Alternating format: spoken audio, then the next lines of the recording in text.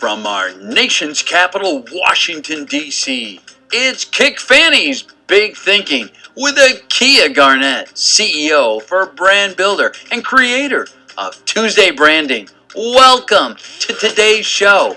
So, Akia, what's new? Hey, this is Akia Garnett, and I'll tell you what's new. Oh my goodness, it looks as if there's an article out there regarding bank tellers and obsolescence. It's on the Wall Street Journal's website, and they're talking about bank tellers who are battling this whole concept, and the subtitle for this article is Cost-Cutting, Technological Developments Reduce Ranks. Look, I don't think that this is anything new. I think that banks are certainly behind the eight ball when it comes to figuring out what to do with this great resource that they've had for all these years. Decades and decades have gone into training tellers who are on the front lines and as great brand ambassadors for banks. Here's my opinion. I think banks need to find a way to cross-train these tellers, to find a way to retool them, keep them on, keep these people employed, find ways to keep them engaged, and to better draw in some of those customers that are on the street. We're going to need banks. We're going to need ways to take care of the money that we're creating. Not everybody is comfortable with the electronic lifestyle of all their money being managed in ways that they can't see. Some of us actually do like to go into a branch and one day or someday see someone there who we can shake a hand with. And so that's my challenge to banks. Find a way to do more with bank tellers versus letting them go. I do think that there is a way that we can keep them engaged and we can keep that profession relevant. Now, I'm glad that we're going to be talking this week with a woman who I have spent time with on the Akia Garnett Show. Her name is Julie Jakopic, and she is the CEO for iLead Strategies. And Julie has some amazing things that's going on. If you want to hear about how she got started with iLead Strategies and what's driving her at the core, then I invite you to jump on over to Jakopic.com so you can listen to that show where we spent time talking about there's no such thing as sustainable brand success when you don't have leadership. For this show, this episode on Kickfannie's Big Thinking with Akia Garnett, we're talking about a new study that's going to hit the streets this week. It's all about new stressors and leadership and what we can do in order to understand what new trends are out there for leaders and CEOs, people in the C-suite, and people at all ranks in business, and how we can use those and capitalize on some of those things to move our brands forward. We're also joined by the wonderful CEO for Kickfannie, Deborah Chandler, Deb as we call her, and she's going to be chiming in because Deb and Kickfannie have partnered with iLead Strategies to put this survey out, so we want to know what, from Kickfannie's perspective, this is going to do to the companies that they serve, which are generally in the $25 million plus range. And so businesses, small and large, all have leaders. Some of those challenges that they face differ depending upon the complexity of the organization. We're going to talk about how that all matters. Thank you for tuning in. And again, here we go. Julie, welcome to Kickfannie's Big Thinking. How you doing? I'm doing great. Thanks so much for having me, Akia. Awesome. And you there, Deb? I am. I'm listening. You're doing a great job. Oh, thank you. Hey, Julie, tell us about this study and why you felt the need to put it out at this phase. Well, for a number of years, I have helped organizations with change efforts. And at the beginning of my career, when companies entered a change process, it had a beginning, a middle, and an end. And they would start change A, they would finish change A, they'd take a break, and then they would start change B. But between the 24-hour news cycle, technology, and the global marketplace, it's all moving so much faster now. So what really happens is you start change A, you get halfway through change A, and change B starts. And you're running multiple change efforts concurrently. The pace of change has never been faster. And yet, most of the way we teach people to lead and teach people to manage is built on a much simpler, less complex, and less fast-paced model. And what I want to understand is how leaders are leading in the marketplace of today. What's working for them, what's not, how do we share the best practices, how do we stamp out the things that aren't working, how do we understand how that works better. The military has been looking at this for a while, and they have this name, VUCA. And what they're talking about, what it stands for, is volatility, uncertainty, complexity, and ambiguity. And those four factors make change very different now, and they have worked to think about how that changes what they do. But in the private sector, we haven't looked at that quite that cleanly.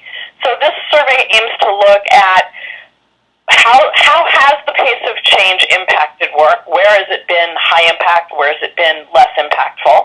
And how has it been helpful and how has it been harmful? And how are people leading differently both at work and in their personal lives as a result? Wow, that's just... The goal here is really to be able to tell the story of things that are working and how this is actually impacting the world. Wow, I'm delighted to be sponsored by Kickfannie because I think smaller businesses as opposed to Fortune 100 businesses are really where most people work, where most people have this experience, and the idea of being able to work with that range of companies is really crucial, I think, to understanding the real leadership story. I agree, Akia. I'm so glad Julie came to us with this proposition because our listeners, our followers, they're in the trenches every day, and they're feeling this change on a consistent basis. And it's, I've seen just recently two owners of companies that were so overwhelmed that they had profitable companies, and it just seemed like a crazy thing that they were willing to walk away from their companies because it was just too overwhelming. And I think when you get to that point, that's an opposite problem from not being profitable and from struggling to get there, which is also the case in many, many, many businesses. Wow. I mean, Julie, do you, if you had to hypothesize, and I know you've had to because you've put together the study, what are some of your preliminary thoughts or things that you're feeling hunch will find reality or find true based on the results that are to come? I think there's a group of entrepreneurs, particularly folks who started their own businesses from scratch, who got very used to doing everything themselves and having to do it all right and having to do it all perfectly and running really, really fast. And that works for a little while. And if you don't learn to get help and you don't learn to take care of yourself, essentially you fry, for lack of a better word, and then you run out of gas. Running a business is a marathon. It's not a sprint. And yet the pace of change can drive you to that sprint pace where all you're doing is looking at the next thing. And one of my suspicions is we're going to find is that leaders who take care of themselves find that they lead better. Leaders who have some range of interests and activities and places that give them joy in their lives are going to find this pace less troubling. But if all your eggs are in one basket and all you can see is that to-do list before you and all of the risk facing you and you can't see anything else, it's really easy to be overwhelmed. Yeah. And it's about, I think it's also about, and Julie, you and I have witnessed this, and I know, Akia, that you probably have too, working with businesses as closely as you do, is it's not only about finding balance. That's a great solution in the end, certainly, but it's about us being able to pinpoint what leaders are doing that can help other leaders who aren't finding their way through this easily. Mm-hmm. And that will be the beauty of it, is being able to give a pathway to those individuals who do need help and who can actually maybe, take a set of tools and improve their business and their lives too. Well, Julie, why is this, in your mind so important? Because there are lots of statistics that are out there regarding people who thrive at the upper echelons in their careers and also in various industries. And some of those things talk about the fact that they work out, these people meditate, they spend time with family. They know when to unplug and when to stay plugged in. What do you think this is going to do that is different than some of those statistics that are all floating out there? I mean, in my mind, I can see that this will have a much more secure foundation from which the questions are coming from versus some of the sporadic statistics that are out there. But in your mind, what do you think this is going to do different than all the other things that are out there? I think there's a few things. Most of us are not born Steve Jobs and Richard Branson. And most of us don't have the opportunity to work for visionaries like Steve Jobs and Richard Branson. So we work for folks just like us who got promoted for being good at the job they used to have. And for the most part, enter jobs in leadership with little preparation and high expectations. And, we love to talk about the stress of the executive. Let's actually talk about what that actually is. It's about being not only responsible for the livelihood and well-being of your family, it's about being responsible for the well-being and livelihood, or at least the financial well-being and livelihood of the people who work with you. It's about being responsible for the decisions that impact many people, many customers, and the business you're in itself. And that's a very different skill set than delivering the service or creating the product. And we don't spend a lot of time teaching people how to manage that stress when the environment they're in is perpetually changing.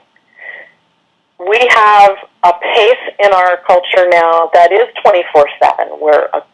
We are a global world, and that sounds redundant, but I have clients and colleagues who never turn off their phone, and it's not because they're worried that their mother's going to fall and they're going to get a call from a nursing home. It's because at any moment of any day, someone they work with and are responsible to, for, or with is also working and has questions. So that disconnecting, it sounds, I've had lots of people look at me and say, it sounds great in theory. Now you tell me, when do I get to turn my phone off? We've got to manage expectations. We've got to manage stress. And we have to teach people how to do it. So I think part of the study is about identifying places that people need help understanding learning. Part of it is about giving them data and tools to show their colleagues and the leaders they work with that this matters and how they can do better. And part of it is really creating an awareness of a new way of being and a new paradigm for delivering excellence that's not about burning you out, but about building on the strengths of a company and building on the strengths of the people that work there. That's very true, Julie. In fact, I know Akia will remember this because in our first episode this season, we spoke with John Buell with Buell Electric here in Northern Virginia, and they're, a $49 million a year company, yet during the downturn, they faced for the first time having to actually get rid of a number of employees. And he even stated in the interview, and folks can go back and listen to episode 1 of this season because it's an excellent interview, that it was one of the toughest things he had ever done because they did have to care for not just their families, but for each of their employees' families. And it was very, very difficult. And he said, had they not worked through it as a team, that he was very concerned about how the company would have handled it. But he said it was the most stressful days he had ever spent in business. Yeah, that was a great conversation that we had. I want to say there were 400 some odd employees that they had to lay off. I think you're right about that. That's what it was. Yeah. And although they've hired a lot of them back now. Yeah, which is a great thing. I mean, that's a volatile industry, and so you've got the ups and downs. And the good thing about their company is that his predecessors, his father, and so forth, they had been through some recessions and some real contractions in the industry, and so they had some experience. This one was altogether different and unique, but they did have some experience with managing through change. Now, one question I have for you, Julie, and also you, Deb, is regarding these new stressors. When you think of the stressors that leaders are dealing with today, and from a management perspective, especially considering we're all tapped in and we're all connected electronically,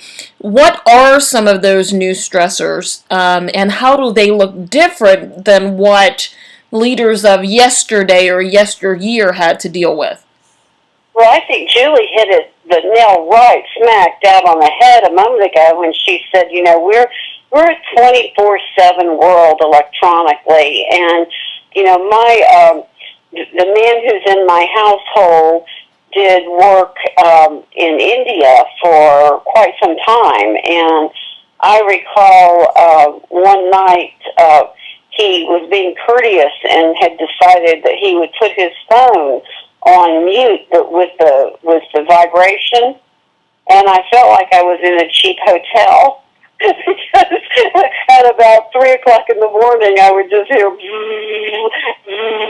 I finally said, "What are you doing?" And he said, "This call's coming in from India." And I was like, "They can't wait till in the morning?" And he's like, "No, if something goes wrong, I've got to be there." And this is something that they're dealing with very often, particularly in the technology world. I think that the time piece is important. I think you hit on two things really, Deb, there. One is the 24/7 pace, and the other is the global pace. It's no longer just our neighborhood. I'm even thinking, Akia, about how you opened the show with the bank tellers. At some level, I actually like that I know my banker. Because if I have a problem, I can call someone who actually knows me, who knows that I'm responsible, who is respectful of my history, and doesn't see me as just an account number. Yeah. As opposed to a current fuss I'm having with my health insurer where they've put my payments to the wrong account, and there is no going in there to straighten it out. There's no there. Mm-hmm. So I do think this whole idea of like when do we have interaction and when don't we? When technology's changed how we go shopping.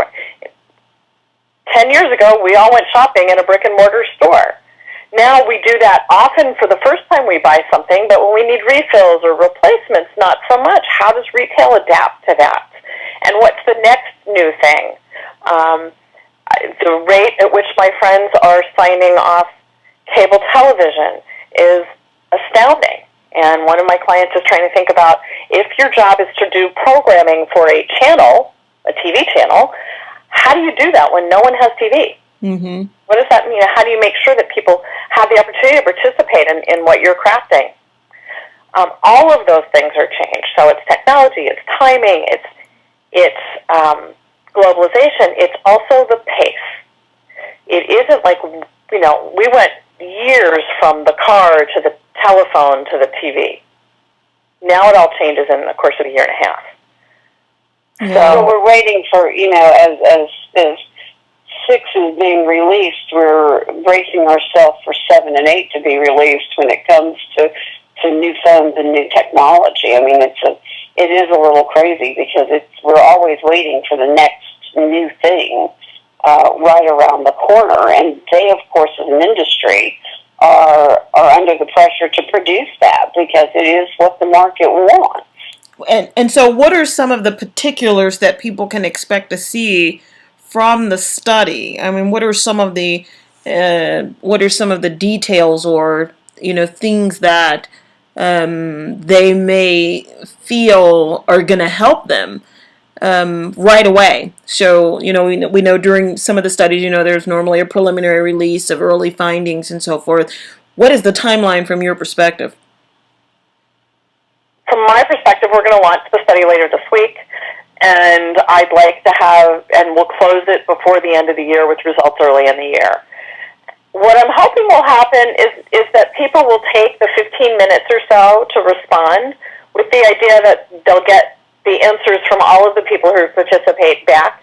The goal is to survey a variety of industry sectors, kinds of businesses, and levels within them, because I think leadership happens at every level, and try to do some analysis about where is it easier, where is it harder, What strategies have people come up with? Most of the survey is somewhat multiple choice. I actually hope that some of my guesses about what things people are doing are actually useful. Maybe they'll think of some things they hadn't before. But I'm really curious about the open-ended questions about what's working for people and what's not. I'm actually hoping that having an opportunity to take 15 minutes to tell a story might reveal to folks some of their own thoughts. One of the things that, you talked about meditation earlier, Akia. When people get caught in this hamster wheel of running, just 15 minutes to actually think as opposed to react is useful, can be an opportunity. Yeah. And I'm hoping that it really spurs people to think a bit. And to Julie, we really want, and I know Akia is being so gracious in helping us do this, is we want our audiences to take the time, because we not only feel, as Julie said, that it will help them take just that moment to kind of, look at what they're doing, but also have the opportunity to learn from others. And I think that's one of the strongest takeaways that any of us in business have. When we can learn what our peer groups and our business associates are doing, that's good, and it's also bad. It can really help us in the long run build and run more profitable companies and more sustainable companies. Yeah. And so, Julie and Deb, this question is for both of you. How do you intend to leverage the results? What can people expect to see come from your wheelhouses after the results have been tallied? I mean, how can you help people get from, so they look at the results and they go, you know what, this is right where I am. I see myself all in this. How will they be able to, or how do you suspect you'll be able to leverage the findings to help people get from where they are to a better place? You want to take that first, Julie? Sure. And Deb, if I say something that doesn't quite rhyme here, let me know. I think both from the iLead Strategies perspective and the Kickfannie perspective, the bottom line is really creating tools and opportunities for people to learn. Mm-hmm. So we will learn some things about what's working, what's not. We'll validate the things we're thinking and invalidate others. And based on that, I think what both Kickfannie and iLead Strategies do is craft opportunities for people to learn. And so whether that's models for training staff, whether that's webinars for managing your work, whether that's some sort of group call where leaders have a chance to talk to each other, whether that's a web page similar to Sheryl Sandberg's Lean In page where people share their stories. I think depending on what we find, all of those things are opportunities for people to both engage the data, learn, and continue to interact with one another. I think you got it all. Yeah. I mean, I think that's... And so for Kickfannie... Yeah, I absolutely agree. I mean, it's about being able to create tools and again, opportunities, as you said, to help business owners grow and learn. Learn from others and also be able to access that easily, and they are going to be able to do that on Kickfannie and through iLead Strategies. Well, so I'm very excited about it, and I can't wait to get into it. They're going to see more and more of these types of things as Kickfannie grows, and because it's something I'm very interested in. So this is the first of probably several types of these kinds of studies that we will do over the years. I think it's great what you've partnered to do. I'm grateful not only as the host for Kickfannie's Big Thinking, but also as CEO for Brand Builder. This is very relevant when it comes to branding and all the work that I do in advocacy for business owners, not only minorities in business, but women in business and people who have a special categorization such as service-disabled veterans or people operating in historically underutilized business areas or business zones. There is a reason for what you're doing. I believe that it's going to benefit the masses, And I do think it's going to be something unique and new that has not been introduced in terms of the way in which we're working today, as opposed to the way in which we worked yesterday or yesteryear.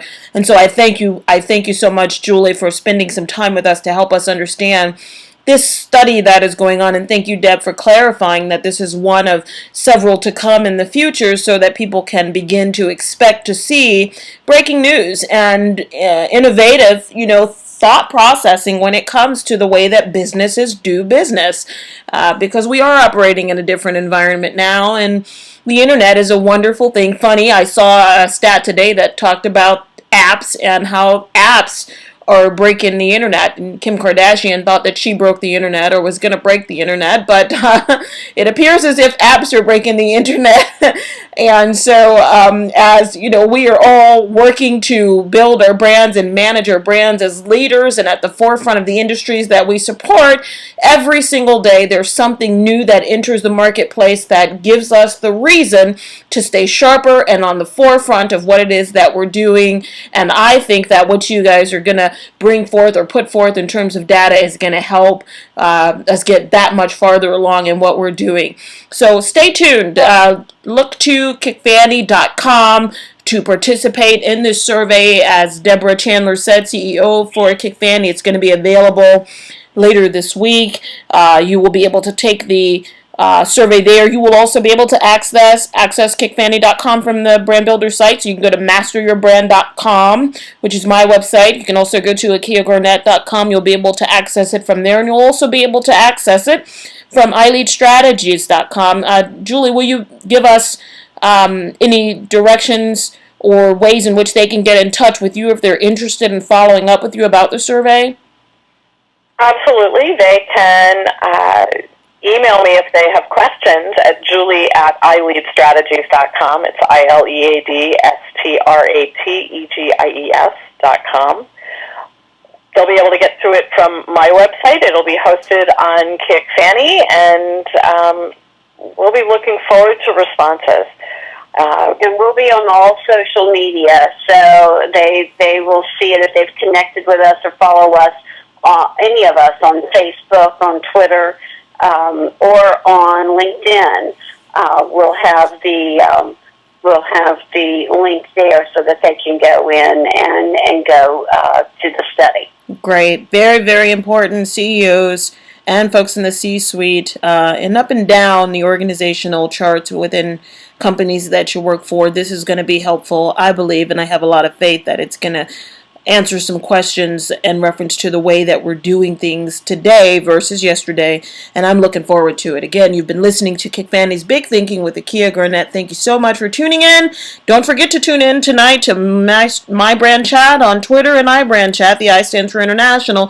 We're going to continue the conversation with Julie. It's going to take a slight change, and we're going to be talking about brand inertia and leaders that resist change. And so this one is one that you don't want to miss. It's one that'll help you understand how important it is to grab change by the horns and ride that thing along. So there you have it. This week's episode of Kickfannie's Big Thinking with Akia Garnett. See you next time, and remember to think big.